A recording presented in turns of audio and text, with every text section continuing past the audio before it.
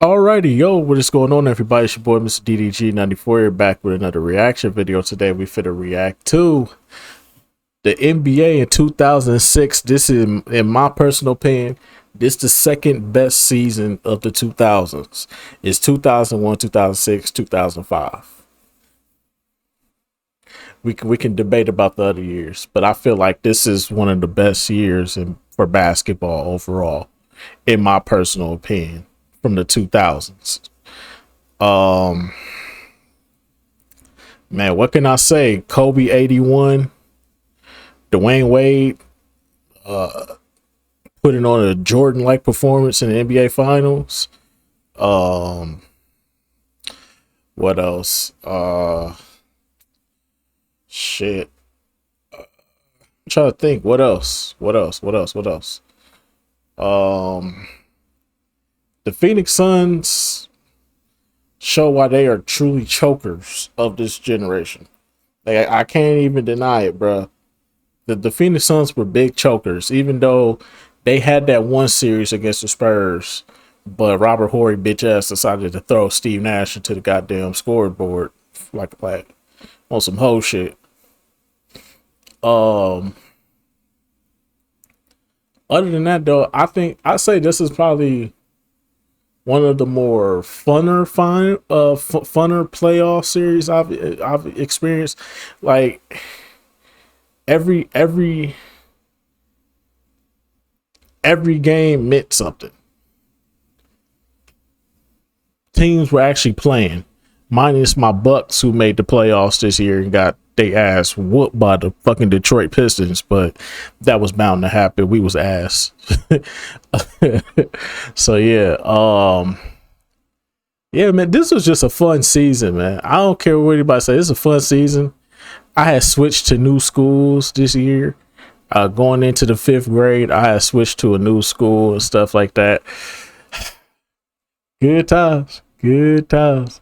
This after I got me some, say this season happened after I got me some cutting for the first time. Say your boy lost his V card. I was on the prowl. I was dangerous out here in these streets. But yeah. Good times. Good times. Good times.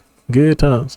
And this NBA season by far was probably one of the funnest NBA seasons to watch, bro. For real. Let's take it back to the year 2006. In film, Martin Scorsese delivered one of his masterpieces with the crime thriller The Departed, and in gaming, Nintendo Wii was released, revolutionizing the way we game at home. Meanwhile, on the hardwood, the league was in the midst of a talent revolution. The star power, entertainment value, and cinematic drama were at an all-time high. Yeah. Performances perceived impossible were becoming a reality on a nightly basis. A new generation of stars believed their time was now, and the old guard. Bro, y'all gotta stop bringing up LeBron. LeBron was not popping yet, bro. Once again, this is another year where LeBron was irrelevant. Okay, this is another year where LeBron was irrelevant. Okay, did he make the playoffs this year? Yes, but did he really do anything in the playoffs besides that first round against the Washington Wizards? No, he had to take on the fucking Detroit Pistons, who dog walked them boys out, dog walked LeBron out the fucking playoffs. Said, oh, LeBron, this your first NBA playoffs? Yep, go right through that door right there, brother. We'll see you next time.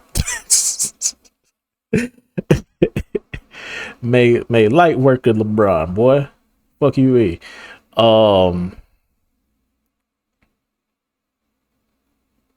Other than that, though, man,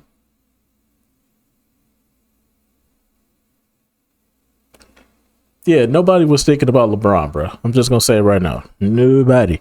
When I say nobody, I mean nobody was thinking about LeBron like that, bro. It was all about Wade at this point. At this point in time, it was all about Dwayne Wade at this point. It was all about Dwayne Wade at this point, because the Heat could have won the champ, could have went to the finals last year, but they didn't. It was all about the Heat, bro. Nobody was thinking about LeBron. It was about the Heat. Kobe was going crazy. Steve Nash and them was doing their thing. The Spurs were the defending champions, but then again, nobody was really talking about the Spurs, but still. Yeah, it was really just Kobe, Wade, It was Kobe, Wade, Steve Nash. Yeah, that was it. It was just Kobe, Wade, Steve Nash, and Detroit Pistons. That was about it. Other than that, yeah, because the Detroit Pistons was going crazy this year. I ain't going. How could I forget?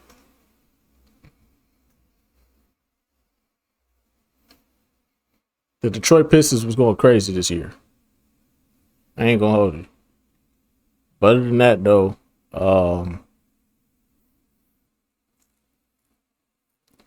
other than that, though, yeah. Without further ado, let's get back into this. Was making one final push before their time was officially up. Join us as we deep dive into this critical year from start to finish in the NBA in 2006, a year in review. As the 05-06 NBA season kicked off, many teams and players were jockeying for position to make a big splash. And this couldn't be truer in the Western Conference, which was an absolute gauntlet at the time.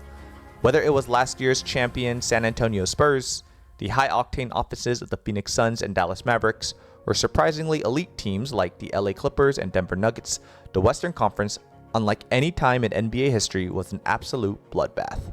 Over in the Eastern Conference, this year featured the league-leading team in win totals, the Detroit Pistons, who were at the height of their powers. After winning the 2004 championship and making it to the finals for the second straight year in 2005, these Pistons were at it again with their same crew, headlined by Chauncey Billups, Ben Wallace, Rasheed Wallace, and Richard Hamilton, all four of whom made the All-Star team this year. Speaking of All-Star, LeBron James was in his true breakout year.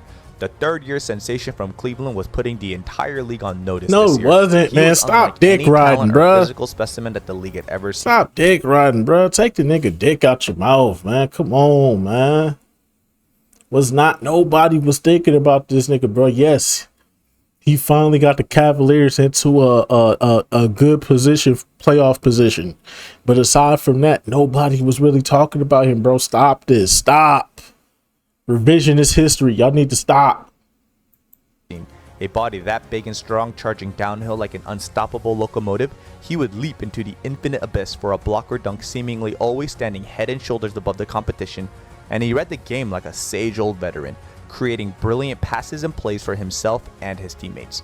His Cavs team still lacked the requisite help he needed, but his talent was undeniable, averaging a career-best 31 points per game, along with 7 rebounds and 7 assists, putting on full display his all-around game.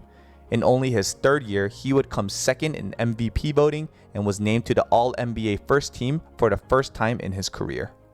All that being said, as competitive as the Western Conference was, as great as Detroit as a team was, and as great as LeBron James individually was. Oh my God, bro. This nigga, revisionist history is terrible for this, bro. That's what I mean, bro, by these dick riding ass niggas, bro.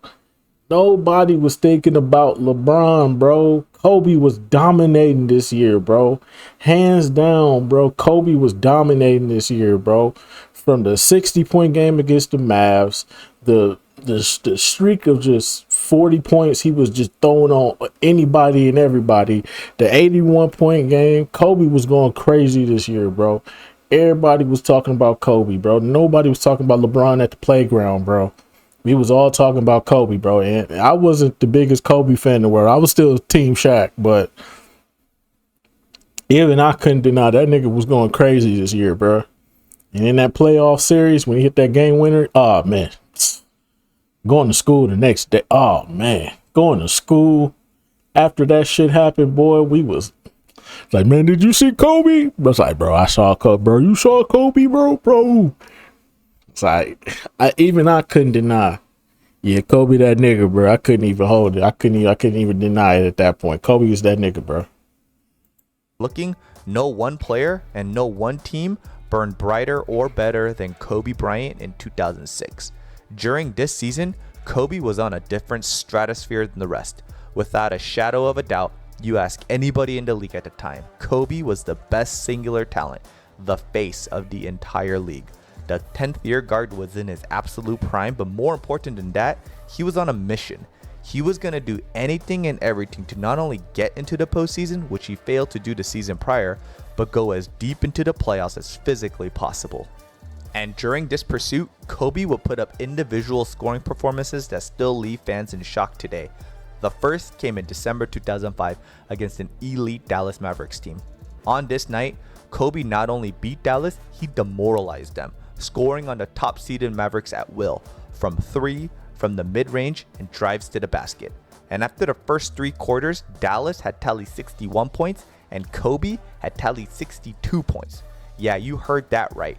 Through the first 3 quarters, he outscored the entire Dallas Mavericks team by himself. It was an incredible. That was different. That nigga was different, mesmerized. Bro. But that wasn't even his greatest performance that year. That one would come just a month later against the Toronto Raptors.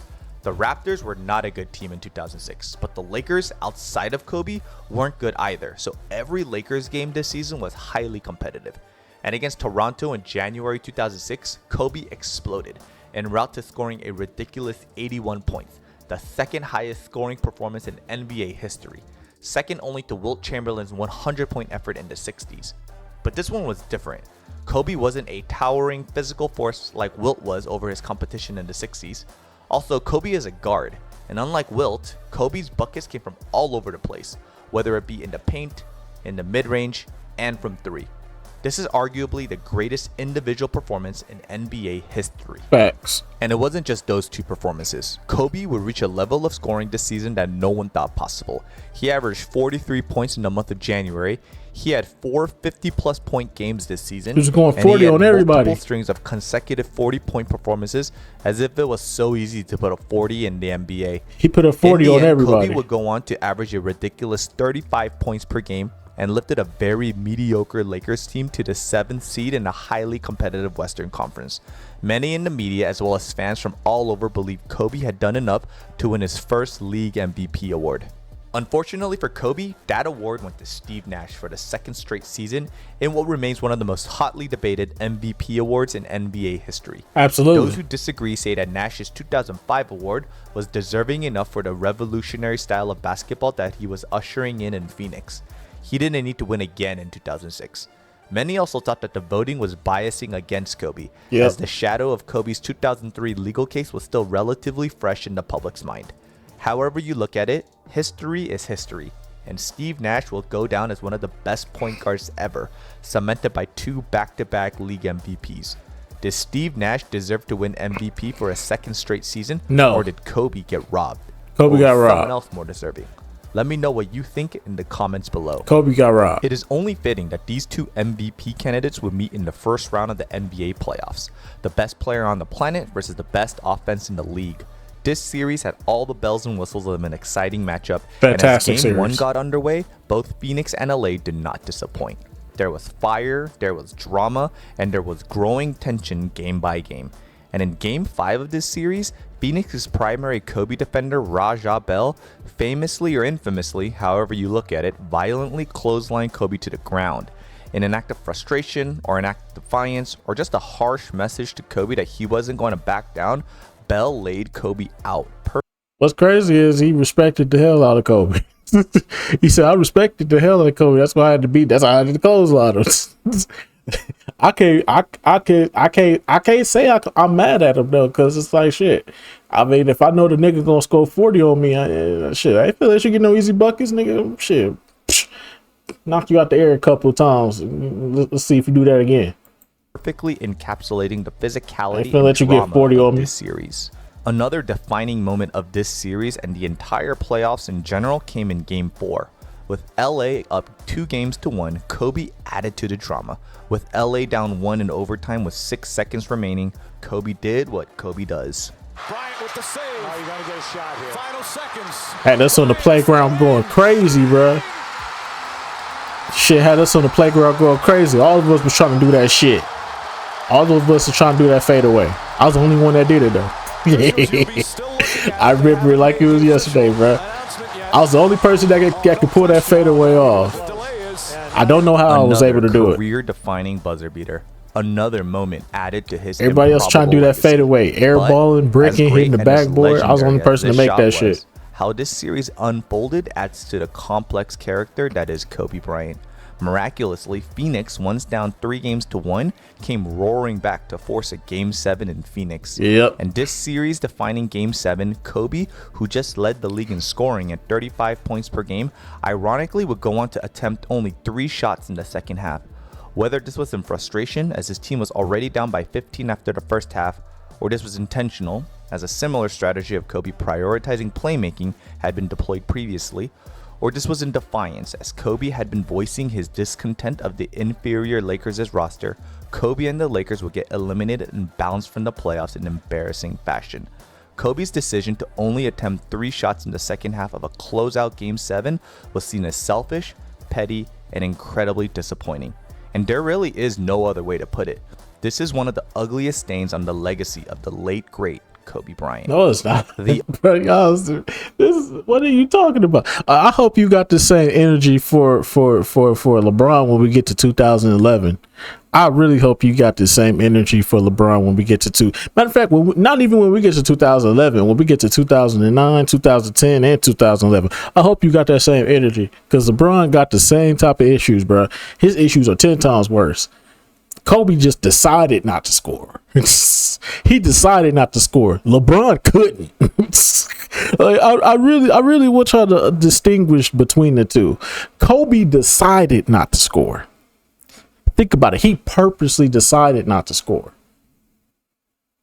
LeBron just couldn't do anything. Let's distinguish the two. Come on now. The other side of the Western Conference bracket saw Dallas and San Antonio match up in the playoffs as they had done the last 3 years, and each of those last 3 years saw San Antonio defeat Dallas. In addition to Dallas seeking some revenge, this series had more tension than you could imagine. Avery Johnson, the longtime Spurs point guard in the 90s, was now Dallas's head coach. Longtime Mavericks veteran Michael Finley was now a Spur, and 8th-year forward Dirk Nowitzki was seen as good but not yet great. Amongst most NBA aficionados, Tim Duncan and Dirk Nowitzki were the 2 best power forwards in the league, but the overarching consensus was that Dirk would never reach Duncan's level. Critics claimed Dirk was too weak and just too soft. But as this series got underway, every game saw Dirk shed more and more of this quote-unquote soft label. He was proving to the world that he was anything but that. He went toe-to-toe with Duncan, even outplaying the 2-time MVP in certain games, letting the world know that he had arrived. And during the climactic 7th and final game of this series, Dirk put together a masterpiece, scoring 37 points and 15 rebounds, including the game-tying and 1 field goal to send the game to overtime. In probably one of the closest and most intense playoffs matchups in NBA history, Dallas would emerge victorious and finally defeat the champion San Antonio Spurs in 7 games.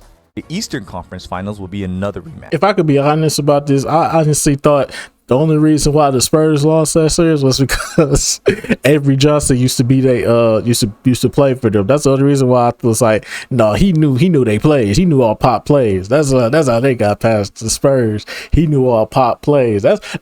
Me personally, that's how I honestly feel. I still feel like that to this day. I think Avery Johnson knew Greg Popovich better than Greg Popovich knew who he was, bro.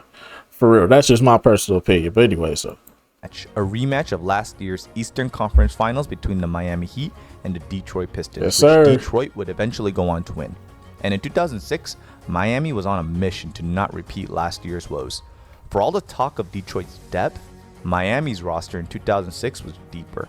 Dwayne Wade and Shaquille O'Neal were the headlines, but a supporting cast of veterans, including Gary Payton, Antoine Walker, Jason Williams, and Alonzo Mourning, rounded out this incredibly deep Miami Heat team. In the end, Miami beat Detroit in 6 games, punching their ticket to the NBA Finals for the first time in franchise history. Yes, sir. The NBA Finals featured 2 franchises that had never been this close, and you can imagine how badly each of these teams wanted to do it for their respective cities and fan bases. As the series got underway, the matchup was intriguing. No one team was favored, and both teams were hitting their stride at the right time. In the first 2 games in Dallas, the Mavericks dominated by committee.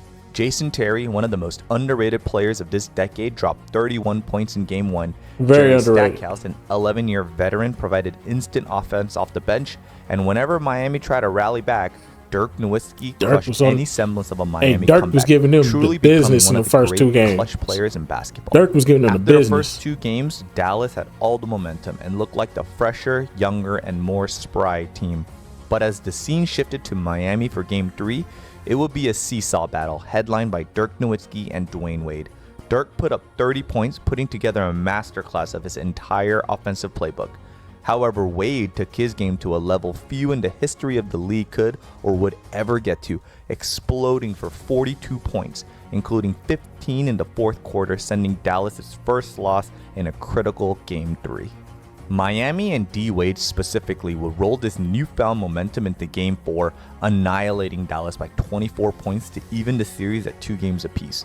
This all led to the very pivotal Game 5 in which Wade, in only his third year in the league, proved to be the best player on the court and maybe even the best player in the world at the time. He was relentless at his drives to the basket, putting pressure on the Dallas defense all night long, going for another unbelievable 43-point performance.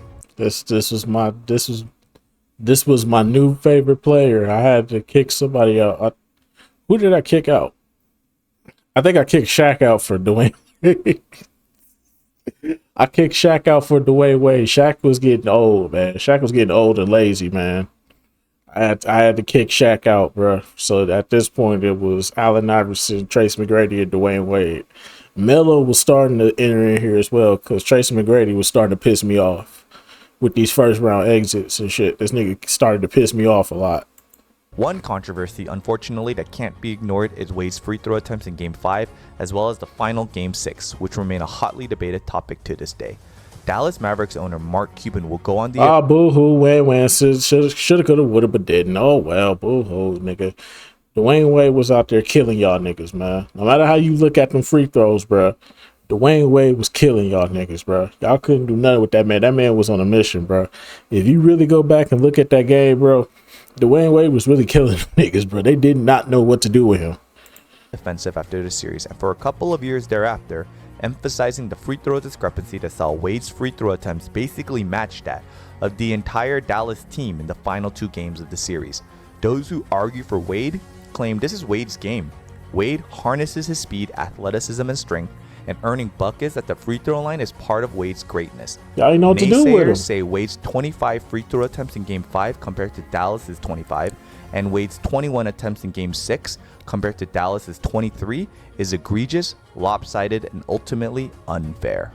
Officiating and controversy aside, Wade was brilliant in these 2006 finals, and no one should take anything away from him. Exactly. He put together one of the greatest finals performances in NBA history, averaging 35 points and 8 rebounds per game, as he would lead the Miami Heat to their first NBA championship ever. He would win Finals MVP, and Shaq would win his 4th championship and his first without Kobe. This is the championship that Shaq needed to not to cement his legacy. His legacy was already defined from his 3-peat years, but to really stick it to Kobe. Because remember, it was the prevailing thought around the league that Kobe shipped Shaq out of LA, and Kobe did not need Shaq to continue winning rings in LA. By the end of 2006, Shaq had delivered his new team its first championship, and he helped elevate Dwayne Wade to a true star in this game. As for Kobe, well, his Lakers got bounced in the first round, and his Lakers did not appear close to returning to championship contention. Now that Shaq won his 4th ring, all eyes would turn exclusively to Kobe. The need to win without Shaq went from a nice to have to an absolute must have. With a win, Kobe's body of work up until this point will be celebrated and ultimately validated. Without it, Kobe was just lucky to be on Shaq's Lakers, proving once and for all that he was only second fiddle to the true leader of the Lakers' dynasty. For Kobe, because of all of this, the inability to still not win an MVP, and the spiral of mediocrity the Lakers appeared to be in. Well, that's the Lakers' fault. The Lakers was the one that put that team together. What did you expect? What was Kobe supposed to do with what he had? Exactly. Stop it. But anyways, so that's just gonna about do it for this one, man. We on the 2007, which wasn't a bad year, but wasn't the best either. I say it was good for what it was, but it's like it's a lot of bullshit and controversy when you get to the playoffs. A lot of bullshit and controversy when you get to the playoffs. That's why I don't really fuck with this year. I think the season was good. I think the postseason was ass. too much controversy. It was too much.